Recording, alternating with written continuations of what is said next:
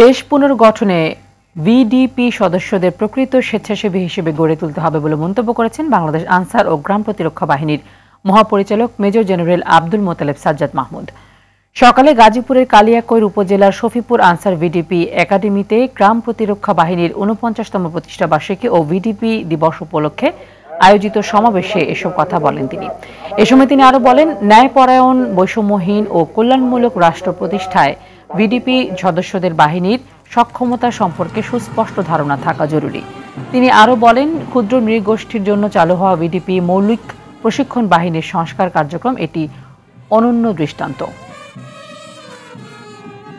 কোনো রাজনৈতিক ছত্রছায়ার বাইরে গিয়ে কিভাবে রাষ্ট্র এবং মানুষের জন্য ভূমিকা রাখা যায় সেই প্রশিক্ষণটা আমাদের কারিকুলামে সংযুক্ত করেছে। আগে যেটা আমাদের ছিল না, আগে এগুলো ছিল সাধারণ পর্যায়ে। Neutrally they will play their role, যে জনগণ যেটা চায় ফেয়ার ইলেকশন এবং জোরালো ভূমিকা যে কোনো ধরনের অনিয়মের ক্ষেত্রে তাদেরকে সেই জায়গায় পাবেন।